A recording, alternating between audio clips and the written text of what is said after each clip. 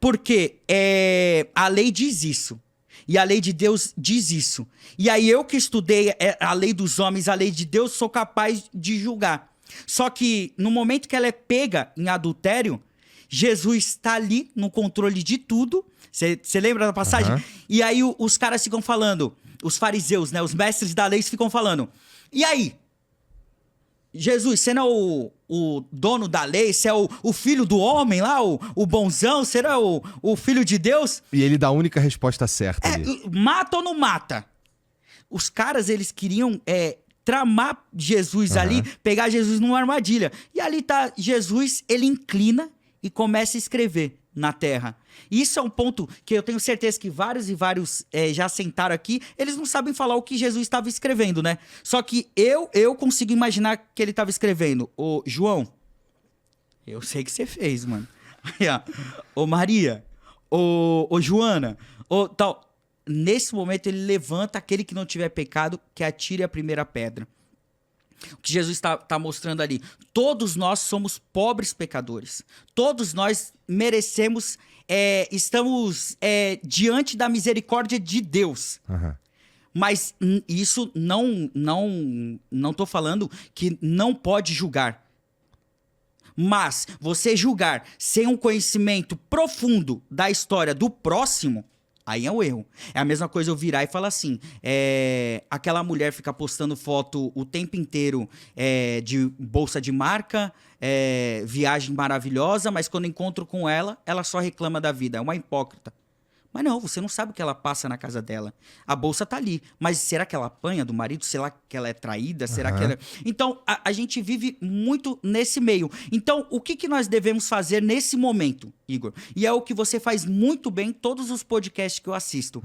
Antes de você tirar a sua própria conclusão, você para, escuta, raciocina e dá a sua opinião. Mas não que a sua opinião seja o veredito para condenar aquela pessoa, né? E o que Jesus está nos mostrando naquele momento é que ele inclina, ele para, o pau tá atorando, os caras estão querendo resposta dele. Ele simplesmente para e no momento de tranquilidade, eu tenho certeza que ele pede um direcionamento pro pai.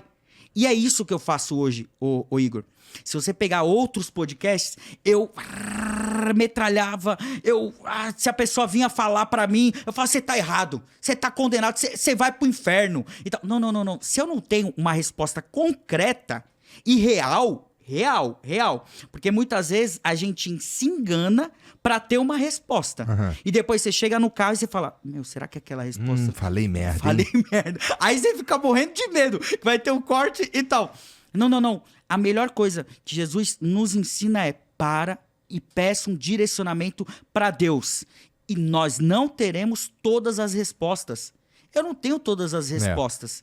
Foi o que eu disse, eu não tenho as respostas para minha vida. E até essa pausa para pedir um direcionamento para Deus, até quem vai... Se você é ateu também, para e pede um direcionamento para você então, porque é sempre melhor uma decisão um pouquinho mais pensada. Exato.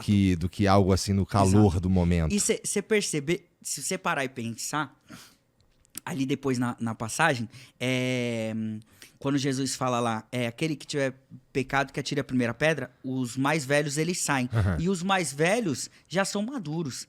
Eles já sabem que todo mundo carrega pecado. Todo mundo é pecador.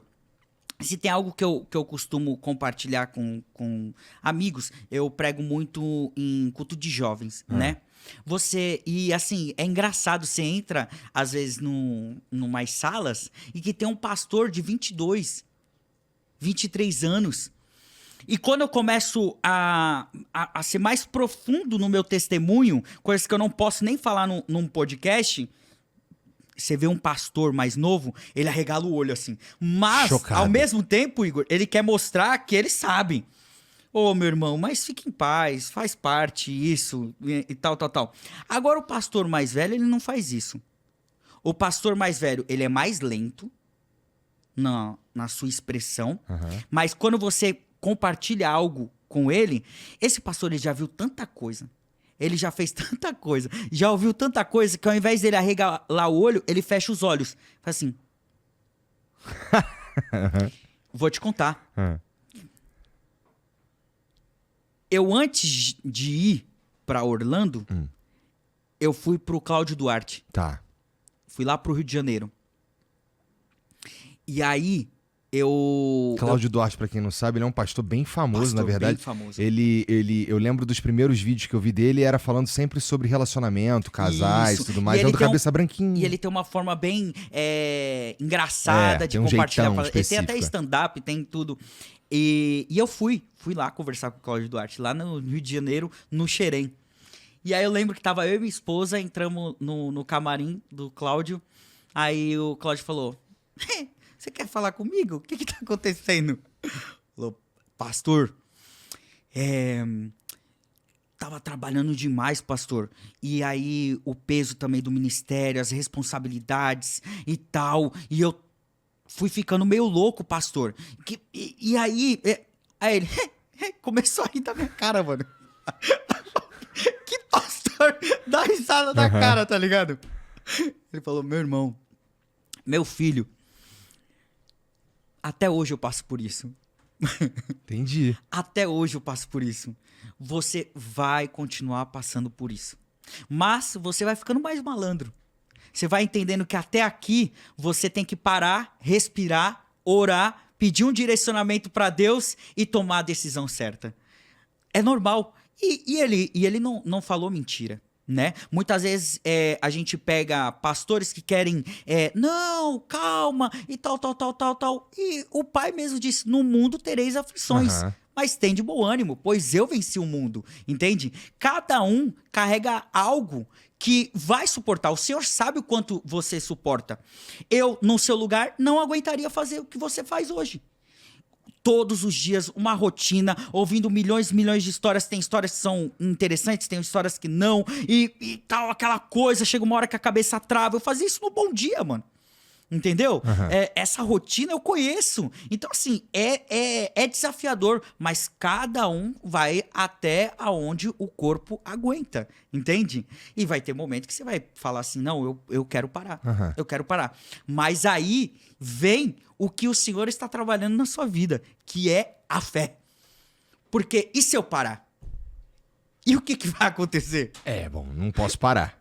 Exato. E quem disse que não pode parar? As circunstâncias da vida me dizem que eu não posso parar. É E assim, se a gente estiver falando de uma missão, cara, a menos que eu esteja muito enganado, eu acredito tão fortemente que a minha missão tá aqui nessa mesa. Aí faz sentido.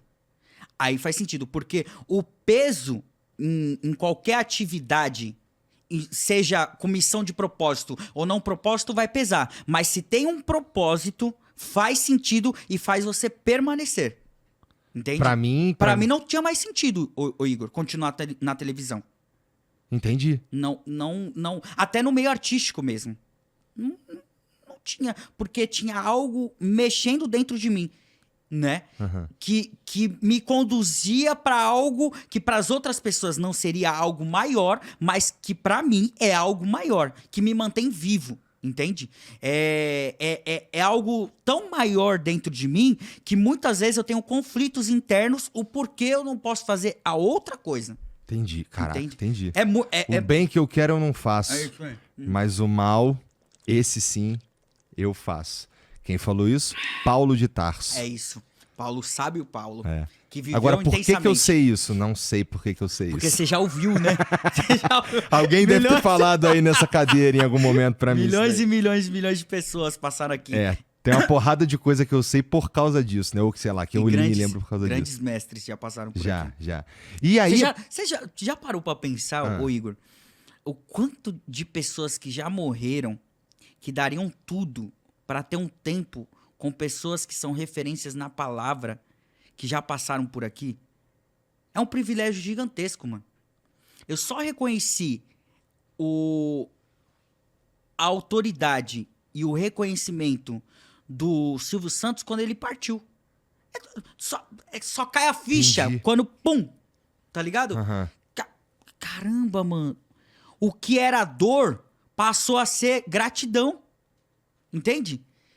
E a mesma coisa você aqui. Talvez um momento de dificuldade, de cansaço. Ai, meu, é muita dor, é muito cansaço e tal. Mas depois de um tempo, quando eu escutei de um bilionário aqui em São Paulo.